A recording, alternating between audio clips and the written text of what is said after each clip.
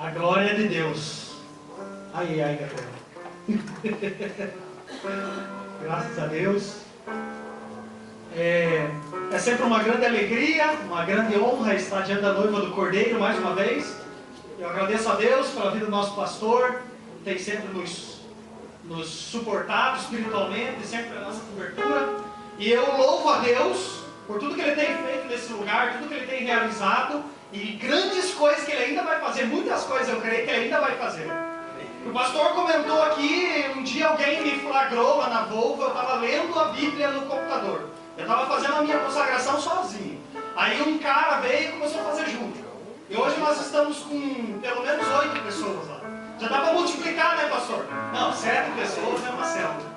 7 a 12 pessoas é uma célula. Mas amém. E eu creio que nenhum trabalho que a gente faz para o Senhor é em vão. Nenhum trabalho é em vão. Nessa noite eu tenho uma mensagem muito especial para ministrar na sua vida, pela permissão do Espírito Santo, porque eu quero ser apenas um instrumento. Quero ser apenas um instrumento. Eu tenho bastante consciência de quem nós somos diante de Deus. Então eu quero ser apenas um mediador do Espírito Santo. Quero ser um porta-voz do Espírito de Deus para ministrar na tua vida. Eu quero pregar uma mensagem nessa noite muito especial, emergencial, porque é um tema que eu tenho me preocupado. Com esse contexto de tempo que nós estamos vivendo, um período que eu posso falar para você que é difícil. São dias trabalhosos, como o apóstolo Paulo diz na palavra. É esse período, esse tempo que nós estamos vivendo. Então eu quero pregar uma mensagem para vocês com o seguinte tema: crise de autoridade e crise de papéis. Crise de autoridade e crise de papéis. Antes de eu começar aqui, eu quero dizer uma coisa para vocês. Essa palavra se aplica para criança, se aplica para adolescente, se aplica para jovem, se aplica se você é solteiro e se aplica se você é casado. Ou seja, essa palavra ela se aplica para todo tipo de pessoa, independente do status que você tem, de quem você é, a idade que você tem. Eu te asseguro, eu te garanto que essa palavra vai se aplicar para a tua vida. Amém? E eu quero compartilhar nesse momento aqui como tema, como base aqui para me trabalhar a mensagem, 5 textos. Então, para que a gente ganhe tempo, eu vou pedir para que o Lucas coloque aqui o slide. Pode apagar essa luz aqui para ficar melhor, Lucas? Aí eu vou ler aqui, são 5 textos. O primeiro que eu vou ler aqui é o texto de Romanos, capítulo 13, do versículo 1 ao 7, que diz assim: toda alma esteja sujeita às autoridades superiores, porque não há autoridade que não venha de Deus, e as autoridades que há foram ordenadas por Deus. Por isso quem resiste à autoridade resiste à ordenação de Deus, e os que resistem trarão sobre si mesmos a condenação, porque os magistrados não são terror para as boas obras, mas para as más. Queres tu, pois, não temer a autoridade? Faz o bem, e terás o louvor dela, porque ela é ministro de Deus para o teu bem. Mas se fizeres o mal, teme, pois não traz em vão a espada, porque é ministro de Deus, e vingador para castigar o que faz o mal. Portanto é necessário que lhes estejais sujeitos, não somente pelo castigo, mas também pela consciência. Por esta razão também pagais tributos, porque são ministros de Deus, atendendo sempre a isto mesmo. Portanto dai a cada um que deveis: a quem tributo, tributo; a quem imposto, imposto; a quem temor, temor; e a quem honra, honra. O próximo texto é o texto de Efésios, capítulo 6, do versículo 1 ao 9, que diz assim: vós, filhos, sede obedientes a vossos pais no Senhor, porque isto é justo. Honra teu pai e a tua mãe, que é o primeiro mandamento com promessa, para que te vá bem e vivas muito tempo sobre a terra. E vós, pais, não provoqueis a ira a vossos filhos, mas criai-os na doutrina e admoestação do Senhor. Vós, servos, obedecei a vossos senhores segundo a carne, com temor e tremor, na sinceridade do vosso coração, como a Cristo, não servindo à vista como para agradar aos homens, mas como servos de Cristo, fazendo de coração a vontade de Deus, servindo de boa vontade como ao Senhor, e não como aos homens, sabendo que cada um receberá do Senhor todo o bem que fizer, seja servo, seja livre. E vós, senhores, fazei o mesmo para com eles, deixando as ameaças, sabendo também que o Senhor deles e o vosso está nos céus, e que para com ele não há acepção de pessoas. O próximo texto, Hebreus 13:7, que diz assim: lembrai-vos dos vossos pastores, que vos falaram a palavra de Deus, a fé dos quais imitai, atentando para a sua maneira de viver. E Hebreus capítulo 13, versículo 17 diz assim: obedecei a vossos pastores e sujeitai-vos a eles, porque velam por vossas almas, como aqueles que hão de dar conta delas, para que o façam com alegria e não gemendo, porque isso não vos seria útil. E o último texto aqui, 1 Tessalonicenses capítulo 5, versículos 12 e 13, que diz assim: e rogamos-vos, irmãos, que reconheçais os que trabalham entre vós, e que presidem sobre vós do Senhor, e vos admoestam, e que os tenhais em grande estima e amor, por causa da sua obra. Tende paz entre vós. Amém? Glória a Deus. Deixa eu ligar aqui que a minha temperatura aumenta quando eu vou pregar. Tudo bem para você, Gabriel? Meu assistente, né? Agradeço aqui mais uma vez, meu assistente. Eu vou pregar uma mensagem com esse tema aí: crise de autoridade e crise de papéis. Então aqui na minha introdução, eu quero explicar para você o que é autoridade. Porque tem muita gente que pensa que autoridade é mandar no outro.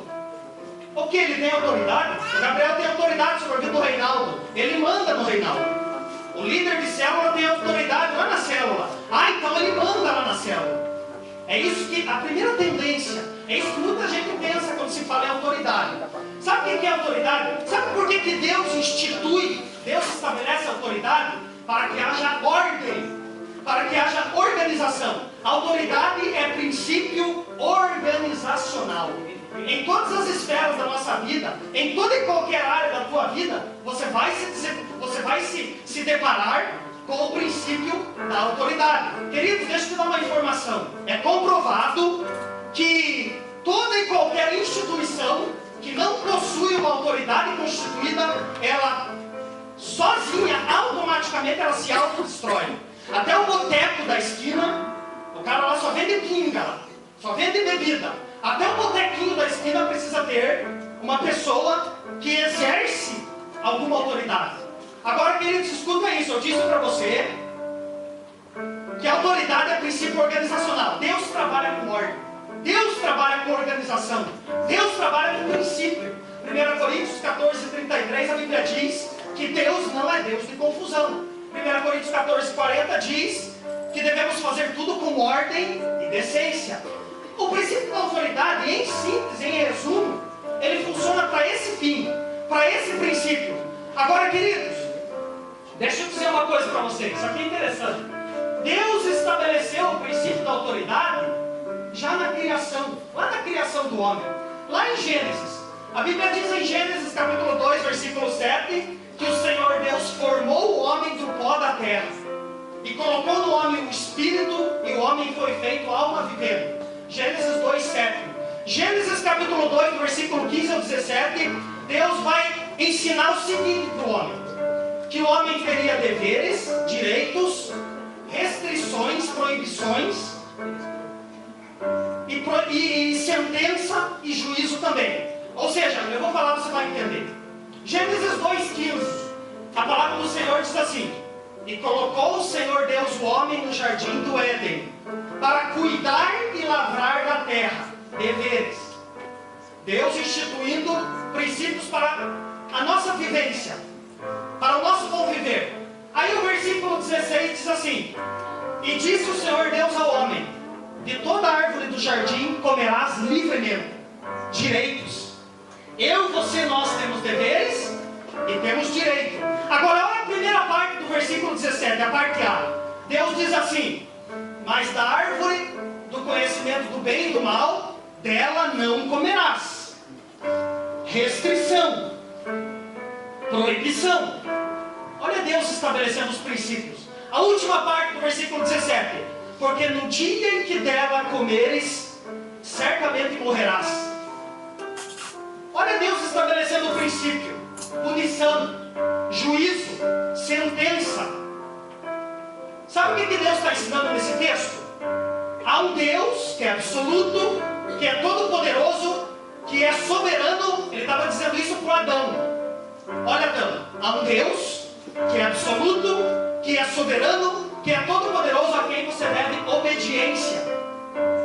Aqui se estabelece o princípio da autoridade, porque Deus é um Deus de ordem e é um Deus organizado. Deus não criou o homem e falou: olha, faz o que você quiser, pode fazer o que você quiser, a terra é tua, pode bagunçar, pode agir do jeito que você quiser. Não, Deus estabeleceu o princípio. E a autoridade, ela tem alguns princípios, algumas funções. Toda e qualquer pessoa que possui autoridade, que detém autoridade, obedece a alguns princípios, algumas funções. Eu vou citar 7: responsabilidade, promoção, provisão, proteção, coesão, visão e liderança. A pessoa que detém autoridade desempenha essas funções: proteção, promoção, provisão, responsabilidade, coesão, visão e liderança. E você já vai começar a entender por quê. Agora, querido, escuta isso que eu vou dizer para você agora. Eu quero falar sobre esse princípio da autoridade em 3 áreas. A minha mensagem a estrutura dela está sustentada em 3 áreas: família, trabalho e igreja. O princípio da autoridade agindo nessas 3 áreas: na vida secular, mundo da vida, família, trabalho, e no mundo espiritual, e na igreja. Eu quero começar primeiro com um princípio aqui que para mim é fundamental. Fundamental. Escuta o que eu vou falar para você. O homem, cadê os homens aqui? Levanta a mão bem alta. Glória a Deus, veio bastante gente hoje. Aleluia. O homem é o principal responsável pela sua família. Amém. Eu não estou falando que a mulher não tem responsabilidade. Eu estou falando que o homem é o maior responsável pela sua casa. Não é com a mulher, não. É você. É você que está aí me olhando mesmo. Que bom que você veio hoje. A gente precisa tratar algumas coisas aqui legal. O homem é o principal responsável pela sua família. Você vai entender por quê. Em Gênesis 2:7, eu citei o texto aqui. O Senhor Deus criou o homem do pó da terra. Criou quem primeiro? O homem. Adão, não foi a Eva. Aí em Gênesis 2:18, o Senhor diz assim: não é bom que o homem esteja só. Far-lhe-ei uma adjutora, uma auxiliadora, que esteja diante dele. Olha a percepção de Deus. Entra no mundo de Deus. Deus percebeu que não era bom o homem ser só. Então eu vou criar alguém que vai auxiliá-lo na função e no papel que eu vou desempenhar para ele. Aí Deus cria a mulher. Sabe o que significa ser adjutora? Sabe o que significa a mulher ser auxiliadora? A mulher complementa e edifica a autoridade do marido, do homem. Esse é o propósito de Deus. Aí Gênesis 2:24, a Bíblia diz assim, que o homem, a Bíblia fala do casamento. Gênesis 2:24, deixará seu homem, seu pai e a sua mãe, unir-se-á a sua esposa, e ambos serão uma só carne. Casamento. O homem e mulher compartilhando e sendo uma só carne. Agora deixa eu falar uma coisa para você. Querido, a autoridade e a responsabilidade principal pela tua casa, em qualquer área que seja, qualquer que seja a área, é tua, não é da tua mulher. Nós estamos vivendo esse tempo. Nós estamos vivendo um tempo de crise de autoridade. Hoje quem está mandando na casa é a mulher. Hoje quem está determinando na casa é a mulher. Sabe quando eu digo mandando, sabe o que eu estou falando? Sabe o que eu quero ensinar para você? Receba essa palavra pela permissão do Espírito Santo, escuta isso. O homem, eu e você, nós, somos os sacerdotes da nossa casa. O ministério de rei, profeta e sacerdote é nosso, não é da tua mulher, não. A Karen é uma bênção na minha vida. Mas eu reconheço que a responsabilidade principal, espiritual, familiar, pela minha casa é minha, não é dela. Só que hoje, eu tenho falado isso aqui, a mulherada está dando de 10-0. Sabe? Eu vejo mulher lutando pela família, diante de Deus. Eu vejo mulher buscando, e a almarada está comendo mosca. Ó mulher, fala com essa criança aí, não quer ir no culto hoje. Fala aí, dá uma dura aí, porque não quer ir no culto. Isso é a responsabilidade da mulher? Isso é a responsabilidade minha. negócio é esse. Eu sou responsável espiritual pela minha família. Eu vou provar para você, vou mostrar mais algumas coisinhas aqui. Querido, escute uma coisa. Se você ler a Bíblia, Gênesis capítulo 3, agora eu vou lá para a queda. Eu estou andando, estou passeando em Gênesis. Gênesis capítulo 3, o pecado entrou no mundo. O pecado se estabeleceu. Agora, sabe o que eu acho interessante?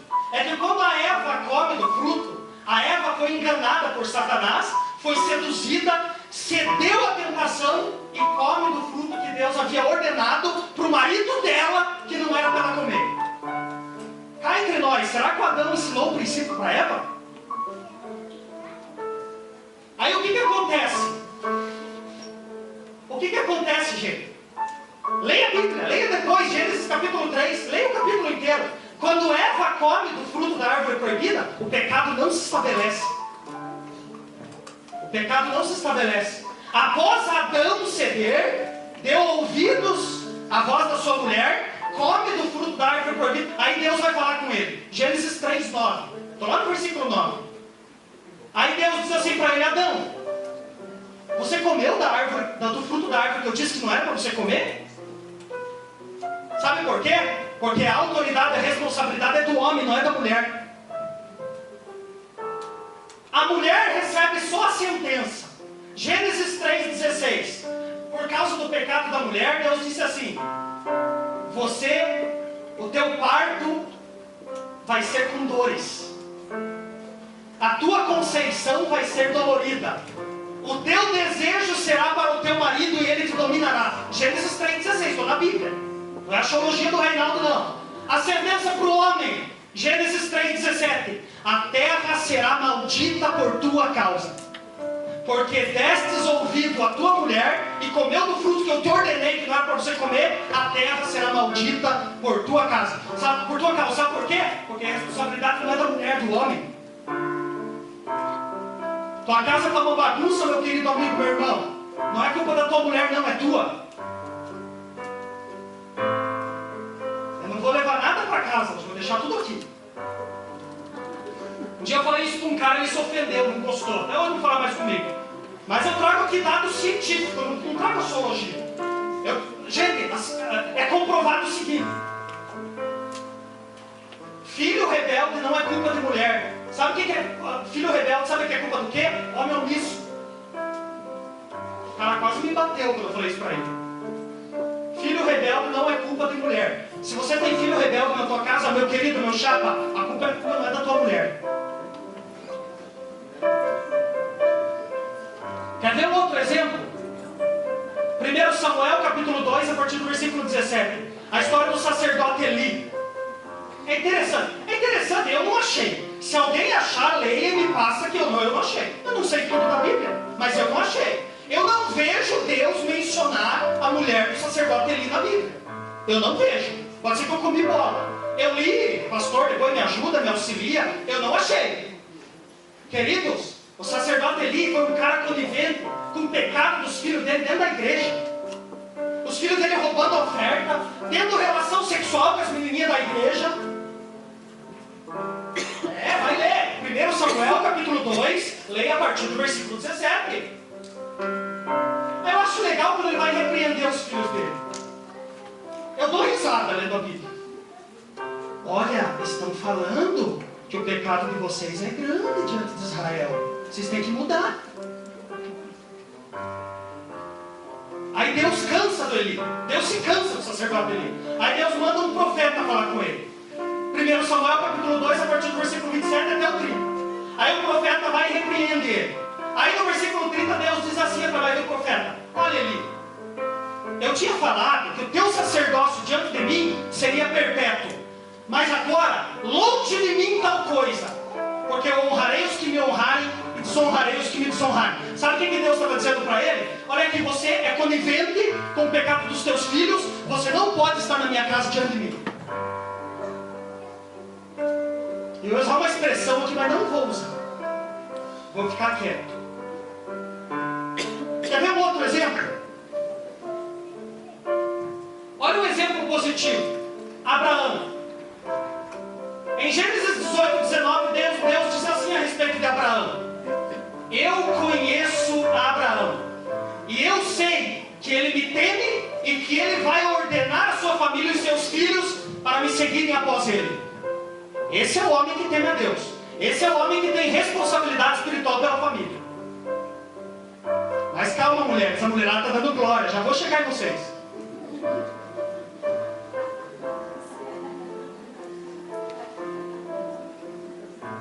Começa a derreter. Então, se o homem detém a responsabilidade principal pela família, se o homem é a principal autoridade, de que forma esse princípio se aplica? Aqui é legal. Ó, gente, escuta isso aqui. Eu gosto de ir em casamento com o pastor Marcos. Se você for casar, me convida, o pastor Marcos for fazer, eu vou lá. Mas eu acho legal uma parte do casamento. O pastor abre a Bíblia em Efésios 5:22, até ele lê até o 28. Mas o texto de Efésios 5:22, sabe o que ele diz? Que a mulher tem que ser submissa ao marido. Quando eu estou no casamento, é interessante, eu fico olhando para a cara da mulherada. Porque quando o pastor fala esse texto, a mulherada torce o nariz. Eu vejo assim na expressão, claramente. O quê? Eu submissa ao meu marido?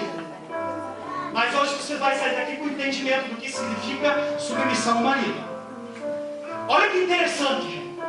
Efésios capítulo 5, 22 ao 24 diz assim: mulheres, sede submissas ao seu marido, como ao Senhor, porque o marido é o cabeça da mulher, assim como Cristo é o cabeça da igreja, sendo Ele próprio o salvador do corpo. De sorte que assim como a igreja está sujeita a Cristo, assim as mulheres sejam em tudo sujeitas ao seu próprio marido. Ô maridão, dá um glória aí.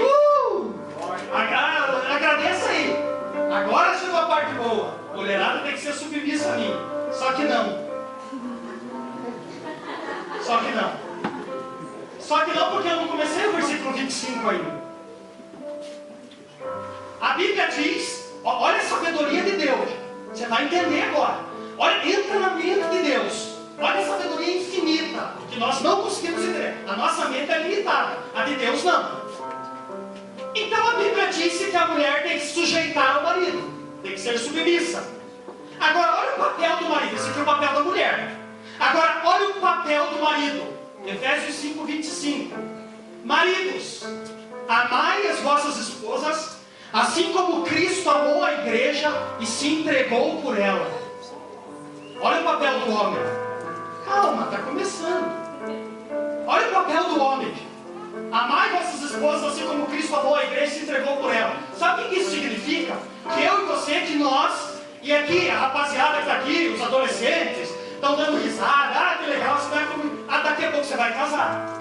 Daqui a pouco você vai casar. Então vai recebendo. Vai recebendo, que isso vai ser princípio para a tua vida.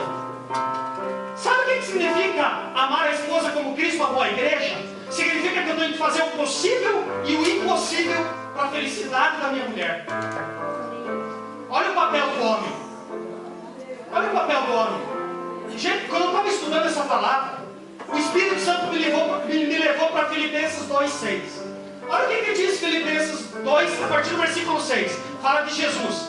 Diz que Jesus, sendo em forma de Deus, não teve por usurpação, ou seja, não quis tirar proveito da sua condição de divindade, de ser Deus. Aí a Bíblia diz assim: antes aniquilou-se a si mesmo, assumindo a forma de servo, fazendo-se semelhante aos homens. Reconhecido na figura humana, humilhou-se a si mesmo, sendo obediente até a morte e morte de cruz. O meu amor e o teu amor pela tua mulher, seja que você vai casar, ou você está aqui, você é marido, você já é casado, tem que ser o amor de Jesus, o amor sacrificial, o amor sem merecimento. João capítulo 13, versículo 34. Olha o que Jesus ensinou. Ele diz assim: um novo mandamento eu vos dou, que vos ameis uns aos outros, assim como eu vos amei. Olha a diferença. Porque no Antigo Testamento, eu tenho que amar o meu próximo na dimensão e na capacidade que eu me amo. Agora, na nova aliança, Jesus diz que eu tenho que amar a minha esposa, que eu tenho que amar o meu próximo na dimensão e na plenitude que Ele nos ama.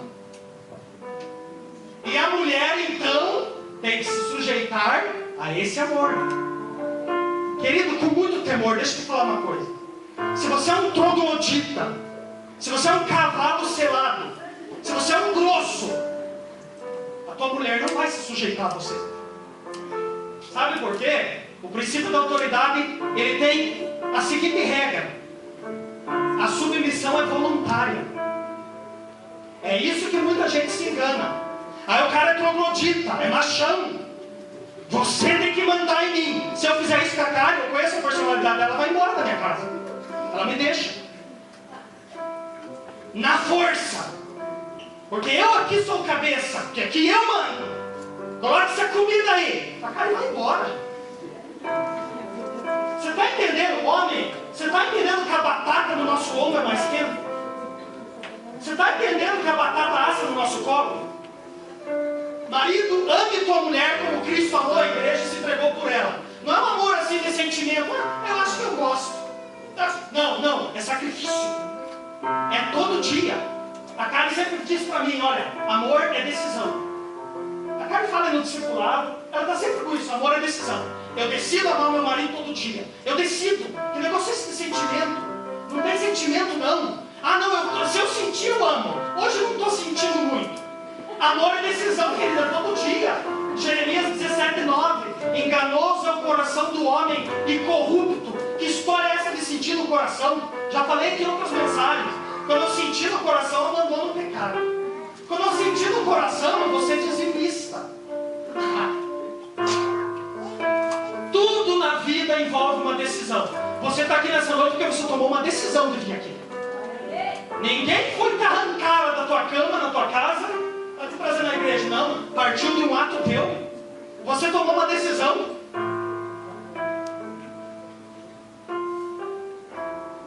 Agora a mulher. A mulher é bem curtinho. Porque a mulher, embora ela tenha a responsabilidade maior é do homem. Então meu tratamento é mais direto com os homens. E comigo também. Porque quando eu preparo uma mensagem, eu sou ministrado também. E comigo também. Agora a mulher. Provérbios 14:1. A mulher sábia edifica a sua casa. A tola derruba com as suas próprias mãos. Conhece esse versículo já, Santa? Oh, glória. Obrigado, Jesus, por todos que você trouxe hoje.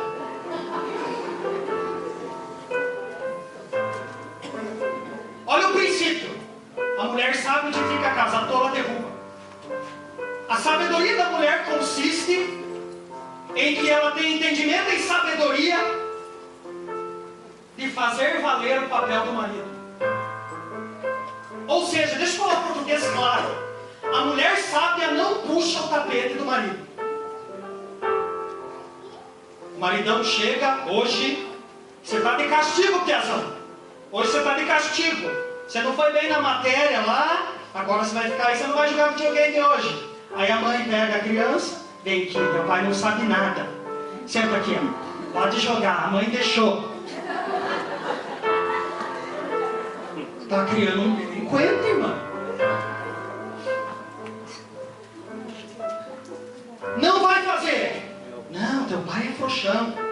Nada a ver. Tem nada a ver. Ó, teu pai não apita aqui, quem apita sou eu. Puxa o tapete do marido. A mulher sábia. Gente, aconteceu. A Karen não está aqui, a Karen foi para a salinha.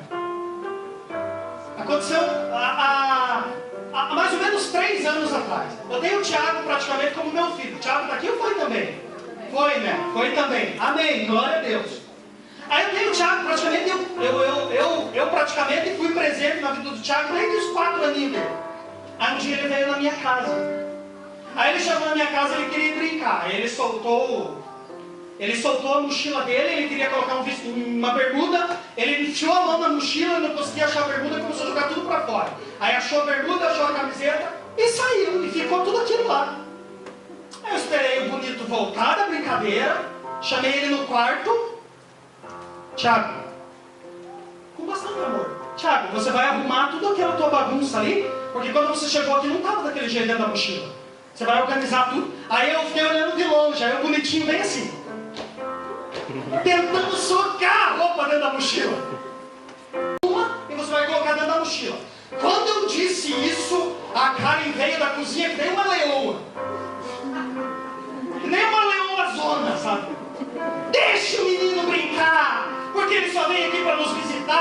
e você fica cobrando ele. Aí o Thiago saiu de novo, eu chamei ela no quarto e falei: Karen, glória a Deus que isso aconteceu hoje. Graças a Deus que a gente teve uma experiência com o teu irmão, para a gente se policiar, para a gente aprender. Aí eu disse assim para ela: você nunca vai puxar o meu tapete na frente dos nossos filhos. Ela colocou o rabinho entre as pernas e ela falou assim para mim: amém.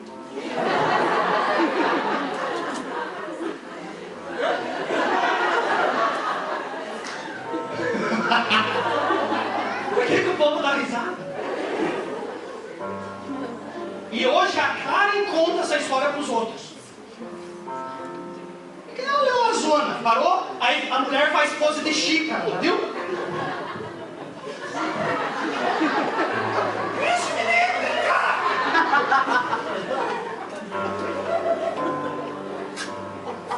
Não vem com pose de xícara que eu não gosto.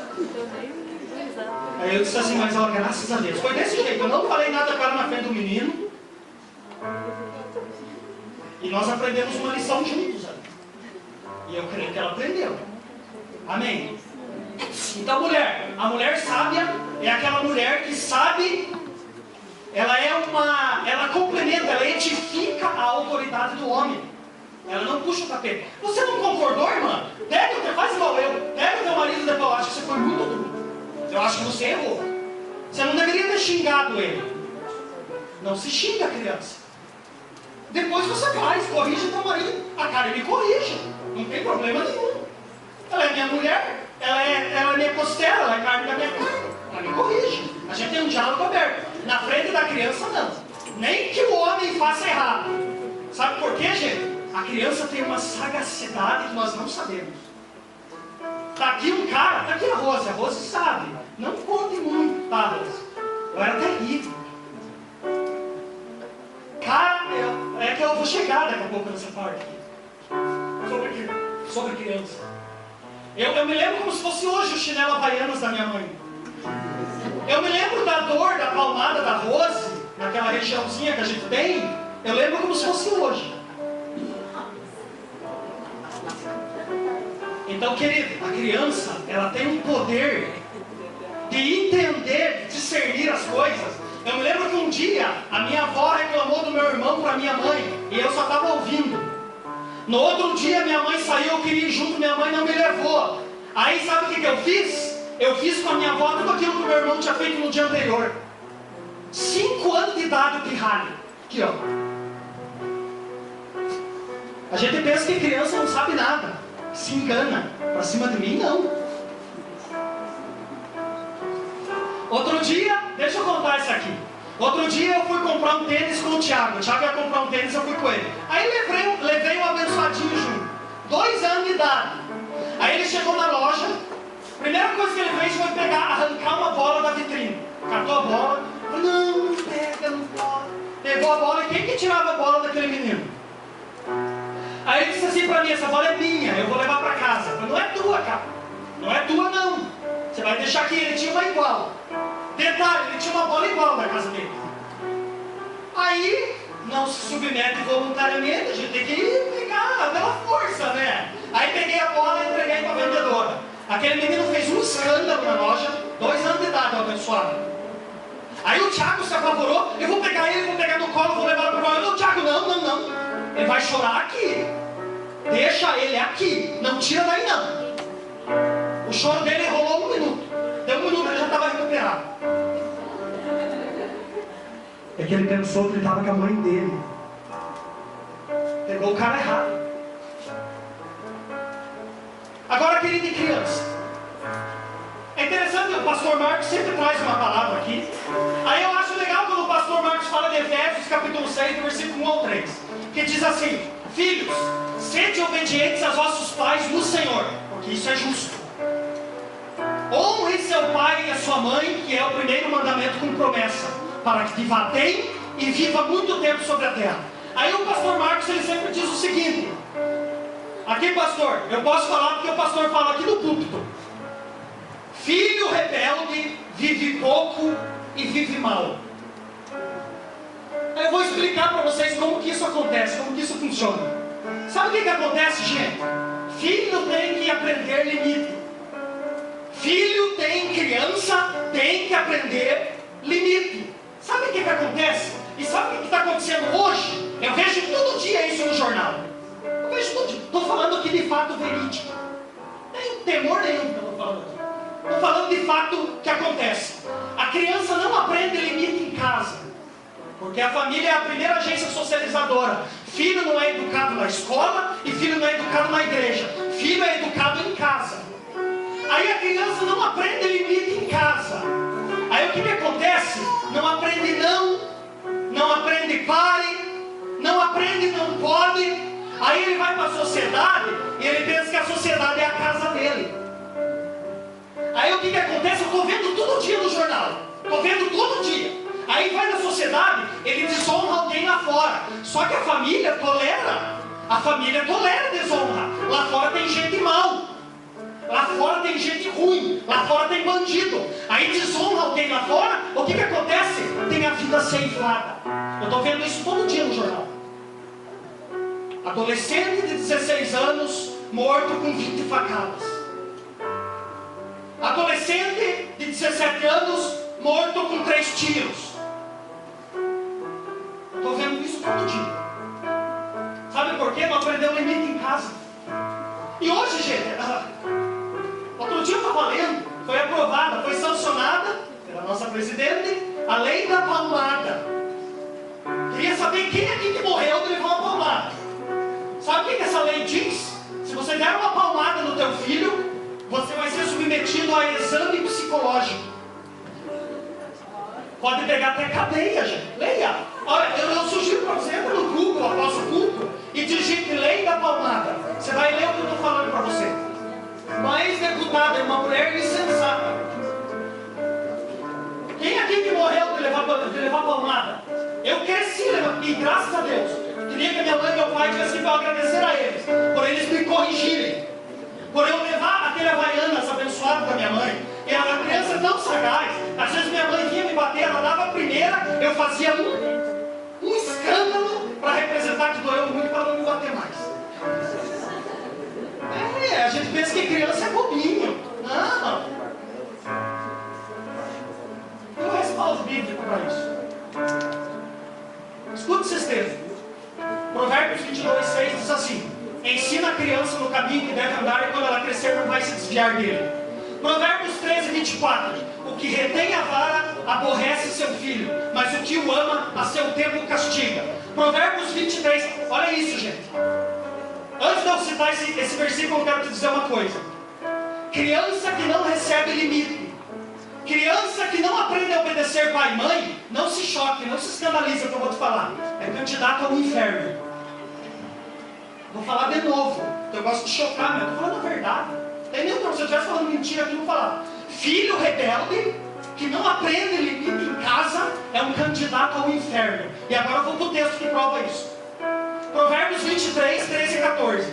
Diz assim: não retire a disciplina da criança. Fustiga com vara, e nem por isso ela morrerá. Tu a fustigará com vara e livrará uma alma do inferno. Provérbios 29, 15. Olha o que diz esse texto. Provérbios 29, 15 diz assim: a vara e a repreensão dão sabedoria, mas a criança entregue a si mesma envergonha sua mãe.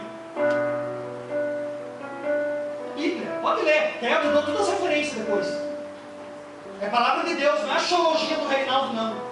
Querido, aprenda uma coisa, aprenda isso. Faça teu filho chorar hoje para você não passar o resto da vida chorando por causa dele. Você que é pai e mãe, tadinho, não pode, tem que ser com amor. Tem que ser amor. Querido, coloca essa mãozinha aí na bunda dele para ele descer.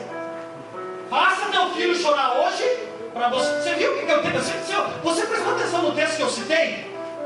A vara e a repreensão dão sabedoria, mas a criança entrega a si mesma e envergonha sua mãe. Provérbios 29, 17 diz assim: que a vara e a correção trazem sabedoria, trazem descanso e delícias para a sua alma. Falando da mãe. Está aqui, gente, Provérbios.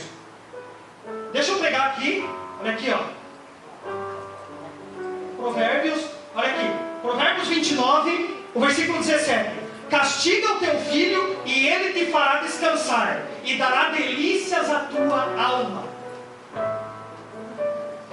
É muito sério, gente.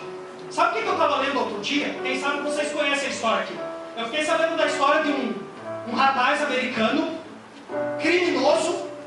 O cara cometeu tudo quanto foi crime na vida dele. Aí ele foi condenado à pena de morte. Aí a prisão onde ele estava, o Estado permitiu dar a ele um último desejo. Um último desejo. Aí sabe o que ele pediu? Eu quero dar um beijo no meu pai. Aí aquele homem, o pai dele foi visitá-lo. Quem sabe vocês conhecem essa história aqui. Aí o homem foi visitá-lo, ele estava com as mãos atadas já. Aquele jovem condenado à prisão, à pena de morte. Ele já estava condenado. Quando o pai dele chegou perto dele, ele fez que ia dar um beijo, deu uma mordida, arrancou o nariz do pai dele, na mordida. Aí ele cuspiu o nariz do pai e ele disse assim: eu estou aqui por tua causa, porque você nunca me ensinou limite. Pode procurar na internet que você vai achar essa história. É muito sério, gente. É muito sério o que a gente está tratando aqui. Agora a gente, e no trabalho? E no trabalho? Eu e você, nós, todo e qualquer funcionário, todo e qualquer trabalhador, precisa também se sujeitar ao teu superior. O texto que eu li, Efésios 6,6, diz que não devemos servir somente à vista, mas não apenas para agradar aos homens, mas como se estivesse fazendo o nosso trabalho para o próprio Deus. O princípio da sujeição, a rebelião, que é o contrário, porque o contrário da autoridade é a anarquia. É bagunça, casa sem dono, ninguém determina nada, ninguém tem autoridade, é o contrário da autoridade, é a anarquia. Agora, em qualquer instância que você tiver, qualquer sistema que você estiver vivendo, seja na família, seja no trabalho, seja na igreja, você tem que estar sujeito, submisso à sua autoridade. Queridos, é muito comum, quando a gente fica sabendo de alguém, isso claro, nós não podemos generalizar, mas é muito comum, quando alguém se rebela na organização, fatalmente essa pessoa é mandada embora. Aí lembra do que eu te falei?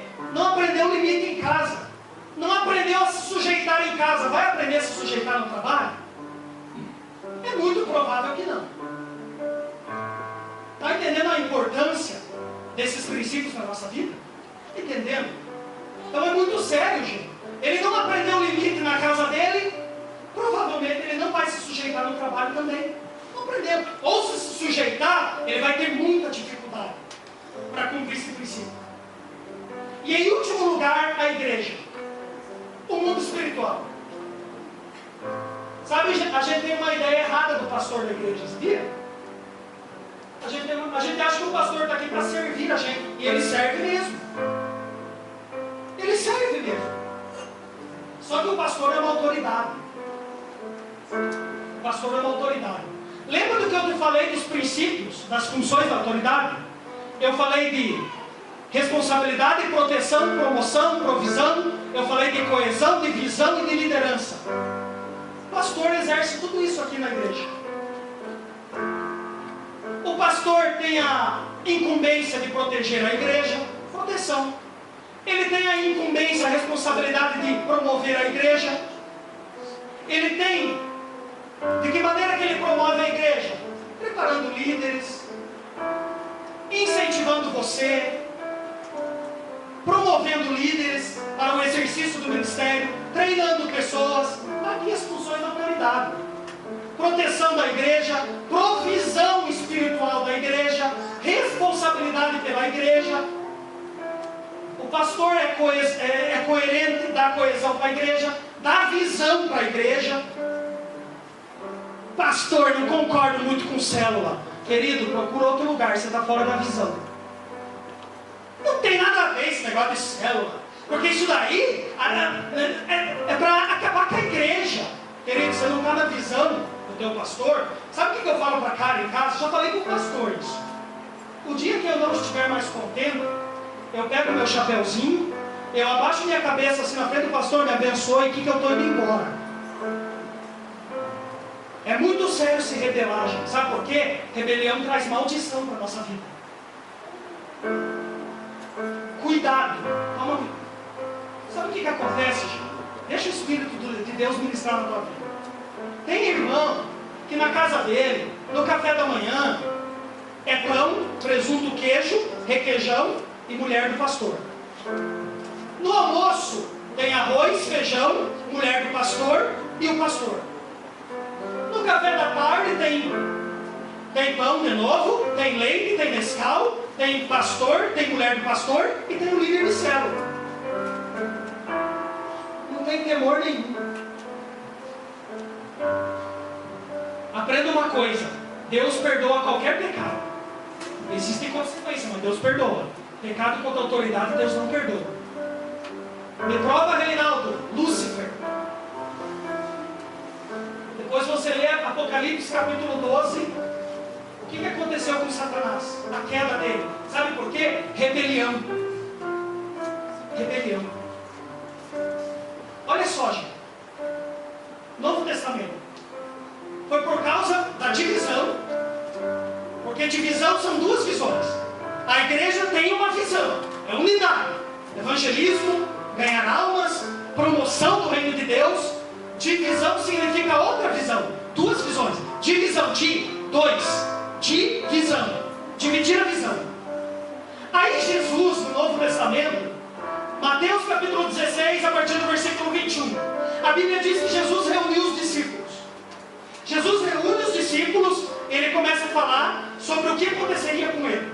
Olha, eu vou para Jerusalém, o Filho do Homem será entregue nas mãos dos pecadores, eu vou sofrer açoites, eu vou sofrer cusparadas, eu vou ser esbofeteado, eles vão me colocar uma coroa de espinhos, eu vou sofrer escárnios, os principais dos sacerdotes vão me julgar, eu vou morrer, mas ao terceiro dia eu vou ressurgir, eu vou ressuscitar. Aí o versículo 22, a Bíblia diz que Pedro tirou Jesus do meio da reunião.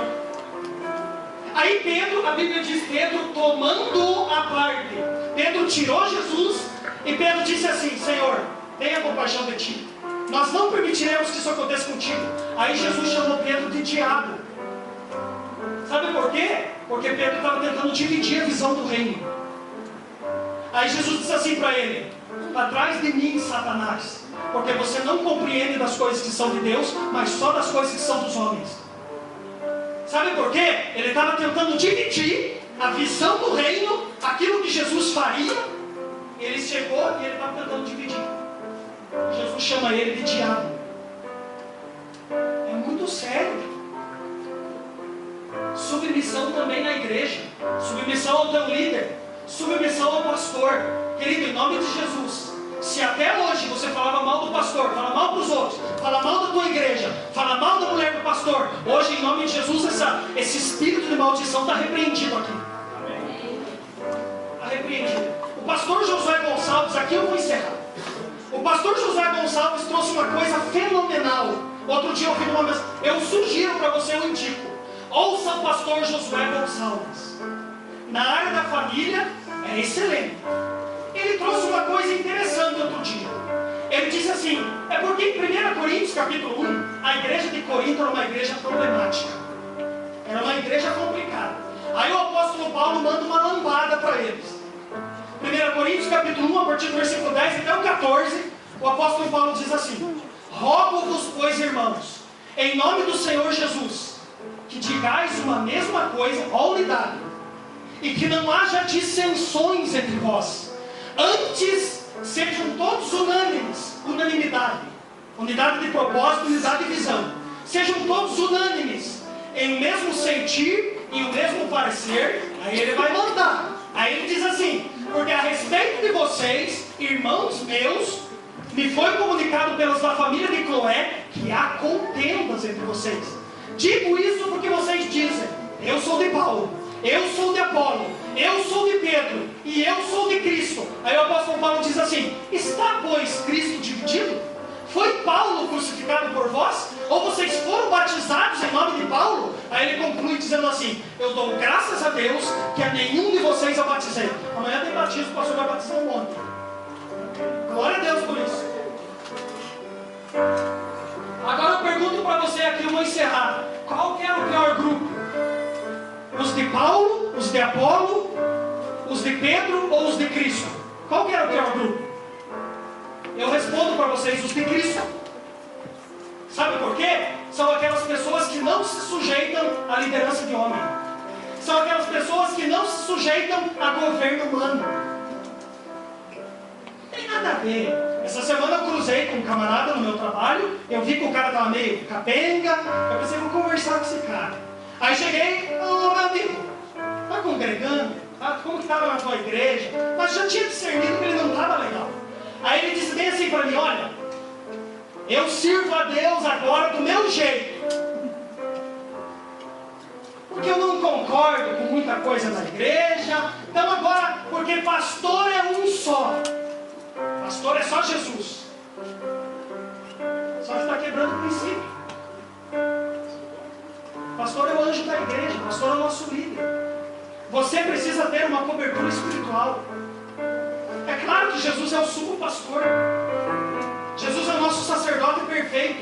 Mas aqui na terra, nós temos a cidadania celestial, a cidadania terrena. Você tem que cumprir princípios na tua vida. E a igreja cumpre um princípio na minha e na tua vida. Sabe o que acontece? Tem pessoa que tem dificuldade, que não se sujeita à liderança de ontem. É isso que o Paulo estava combatendo aqui, ó. Eu sou de Paulo, eu sou de Apolo, eu sou de Pedro e eu sou de Cristo. O pior grupo, eu digo para vocês, são os que eram de Cristo, naquela igreja em Corinto, porque são aquelas pessoas que não se sujeitam ao governo humano. Querido, o pastor pode vir para cá já. Querido, entenda uma coisa: se você colocar Jesus em primeiro lugar na tua vida, se você tiver uma aliança, um compromisso de servi-lo em todo momento, em todo lugar, em toda circunstância, em todo tempo, esses princípios vão ser internalizados naturalmente na tua vida. Você não vai ter, você é mulher, você não vai ter dificuldade para se sujeitar ao teu marido. Você é marido, você vai amar a tua mulher na proporção que Cristo ama a igreja. Você é filho. Legal ontem, pastor, coisa boa a gente tem que contar e dar o nome. O Vinícius, eu acho que ele estava na salinha, não sei se ele ficou aqui. Ele até falou que queria ficar para ouvir a palavra. Eu comentei alguma coisa com ele ontem. Ontem o Felipe pregou alguma coisa, que o Felipe ministrou sobre isso também, um pouco. Aí eu fui levar o menino embora e ele falou assim: olha, Reinaldo, eu vinha desobedecendo a professora. Como que eu falei nisso? Mais um dado aqui. Gente, eu estou com pena hoje. Eu tenho pena de professor de crianças e adolescentes hoje, por causa dessa crise que a gente está vivendo aí. Não é crise econômica não, crise moral, crise da autoridade que eu estou pregando aqui. Eu tenho pena hoje de professor. Se tem professor de crianças e adolescentes aqui, eu tenho pena de você. Hoje, nós estamos vivendo crise. Aí ele disse assim para mim: Reinaldo, eu aprendi com o Evangelho, o pouco tempo que ele está na igreja, acho que ele está vindo aqui um mês. Ele disse ontem no carro para mim, eu fiquei muito feliz. Ele falou: eu desrespeitava minha professora, eu xingava minha professora, eu peitava minha professora, mas hoje eu não vou mais fazer isso. Eu já desrespeitei minha mãe, mas eu não vou mais peitar minha mãe. Eu sou de um tempo, gente, se viesse um bilhete meu para casa, eu tremia e gemia.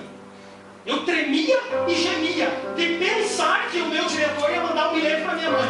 Hoje, os pais recebem bilhete dos filhos e acabam nada de dedo no nariz do professor. O negócio é esse.